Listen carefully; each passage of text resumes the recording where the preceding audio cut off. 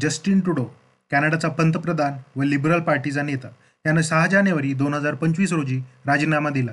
2015 पासून ते आतापर्यंत सलग 9 वर्ष तो या पदावर होता. खरं तर 2014 साली कोणालाही शक्यता वाटत नसताना अत्यंत करिझमॅटिक पद्धतीनं तो कॅनडाच्या सत्तेवर आला. सत्तेवर आल्यापासून त्यानं अनेक लोकप्रसिद्ध निर्णय घेतले, जसं की मध्यम वर्गाला टॅक्समध्ये सूट देणं, लहान मुलांच्या पोषणासाठी योजना तयार करणं.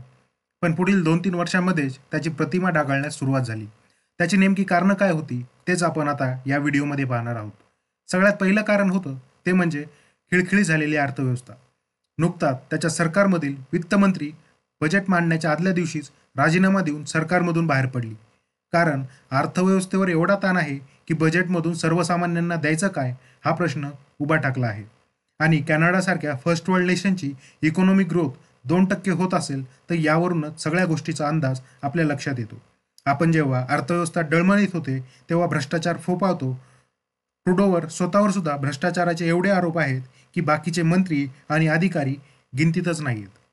त्यातच कॅनेडियन नागरिकांना त्यांच्या स्वतःच्या देशात घर मिळत नाहीयेत. जवळपास 40%च्या आसपास तेथील हाऊस इन्फ्लेशन पोहोचलं आहे. आता याला कारण काय? तर याला कारण आहे कॅनडा सरकारचं किंवा कॅनडाचं रेफ्युजींबद्दल असलेलं धोरण. कॅनडा जो कोणी रेफ्युजी मागेल किंवा जो कोणी आश्रय मागेल त्यांना आश्रय देतो. त्यामुळं एवढे मायग्रंट्स कॅनडामध्ये जमा झाले आहेत की जगात क्षेत्रफळानुसार 2 नंबरवर असलेला देश कॅनडासुद्धा स्वतःच्या नागरिकांना घर मिळवून देऊ शकत नाहीये.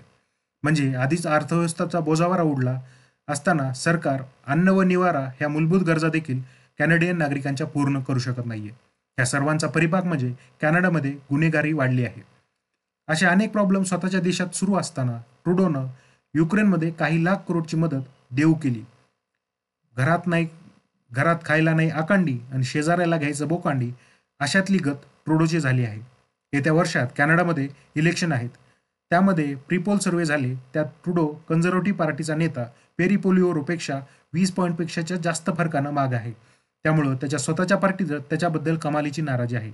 अनेक मंत्री त्याच्या सरकारमधून बाहेर पडत आहेत. खरं तर ट्रुडोच्या सत्तेचा तंबू जगमीत सिंगच्या एनडीपीच्या बांबूवर उभा होता आणि जगमीत सिंगनं हा सपोर्ट सप्टेंबरमध्ये काढून घेतला.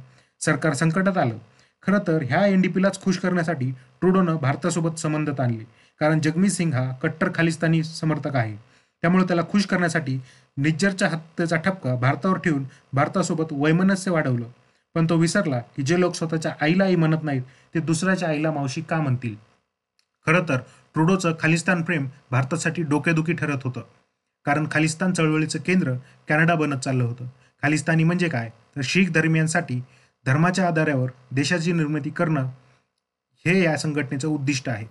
आणि याला खतपाणी देण्याचं काम पाकिस्तान सतत करत असतं. याचाच परिपाक म्हणजे कॅनडामध्ये सतत भारतीय आणि हिंदू लोकांवर किंवा हिंदू मंदिरावर होणारे हल्ले.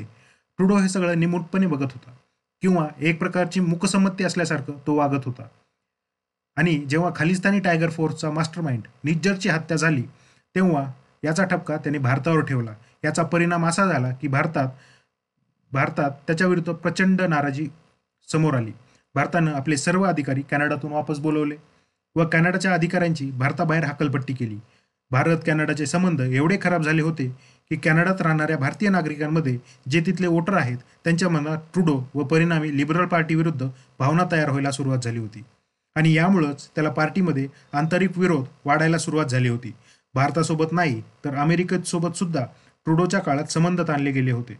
एवढे की डोनाल्ड ट्रम्प यांनी कॅनडाला अमेरिकेचे 51 राज्य व ट्रुडोला त्याचं गव्हर्नर म्हणून जाहीर करण्याचा निर्धार केला होता. यावर उत्तर द्यायचं सोडून ट्रुडो मात्र मूग गळून गप्प होता. त्यामुळं कॅनेडियन नागरिकांच्या मनात आर्थिक, सामाजिक, राष्ट्रीय व आंतरराष्ट्रीय स्तरावर फोल ठरलेला नेता म्हणून ट्रुडोची प्रतिमा बनण्यास सुरुवात झाली होती. आणि हीच भावना प्रीपोल सर्वेमधून बघायला मिळाली. आता ऑक्टोबरच्या आसपास इलेक्शन होऊन कन्झर्व्हेटिव्ह पार्टीचा पेरी पोलिओरो सत्तेत येईल असा अंदाज वर्तवला जात आहे. असं झालं तर भारताला कॅनडासोबत संबंध सुधारण्याची व खालिस्तानीवाद्यांची नाकेबंदी करण्याची संधी मिळू शकते. व 20 जानेवारीला डोनाल्ड ट्रम्प अमेरिकेचे राष्ट्राध्यक्ष म्हणून शपथ घेणार आहेत. कॅनडाला हाताशी धरून अमेरिकेत घुसखोरी त्यांना थांबवायची आहे. त्यामुळं ह्या गोष्टीचा फायदा देखील भारताला होऊ शकतो.